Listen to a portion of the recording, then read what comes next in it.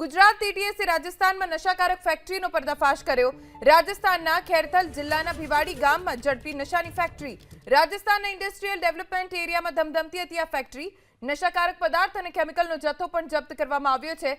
એટીએસે 3 આરોપીઓની સ્થળ ઉપરથી ધરપકડ કરી છે, જેમના નામ અંશુલ શાસ્ત્રી, અખિલેશ કુમાર મૌર્ય અને કૃષ્ણ કુમાર યાદવ હોવાની જાણકારી પ્રાપ્ત થઈ છે। નશાકારક ફેક્ટરીમાં કામ કરતા 3 શ્રમિકોની ધરપકડ કરવામાં આવી છે। એટીએસે 22 કિલો સાયકોટ્રોપિક કેમિકલનો જથ્થો જપ્ત કર્યો છે। એટીએસે અલ્પ્રાઝોલમનો પ્રિક્સર કેમિકલ પણ જપ્ત કર્યું છે।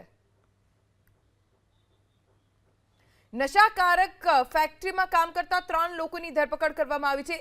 આખી ફેક્ટરી મળી આવી છે, જ્યાંથી કેટલાક કેમિકલ પણ જપ્ત કરવામાં આવ્યા છે। 22 કિલો સાયકોટ્રોપિક કેમિકલ જપ્ત કરવામાં આવ્યું છે। અલ્પ્રાઝોલમનું પ્રિક્સર કેમિકલ પણ જપ્ત કરવામાં આવ્યું છે।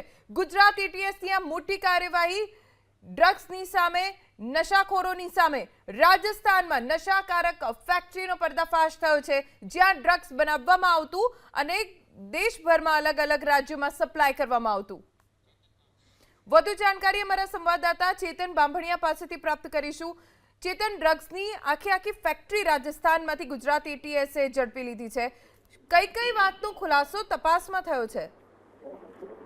જી, રાજસ્થાન ખાતે ગુજરાત એટીએસ, રાજસ્થાન એસઓજી અને સ્થાનિક પોલીસ દ્વારા એક સંયુક્ત ઓપરેશન હાથ ધરી અને નશાકારક પદાર્થ બનાવવાની જે સમગ્ર ફેક્ટરી છે તે ઝડપી પાડવામાં આવી છે। જો આ ફેક્ટરીની વાત કરવામાં આવે તો રાજસ્થાનના ખેરથલ જિલ્લાના જે ભીવાડી ગામ છે, ભીવાડી ગામમાં રાજસ્થાન ઇન્ડસ્ટ્રીયલ ડેવલપમેન્ટની જે જીઆઈડીસી આવી હતી, ઔદ્યોગિક વિસ્તાર આવ્યો હતો, તેમાં આ ફેક્ટરી ધમધમતી હતી અને આ ફેક્ટરીમાં એટીએસ અને સ્થાનિક પોલીસ દ્વારા રેડ પાડી અને જે નશાકારક કેમિકલ બનાવવા માટે વપરાતા જે રો મટીરિયલ હતું તે જપ્ત કરવામાં આવ્યું છે।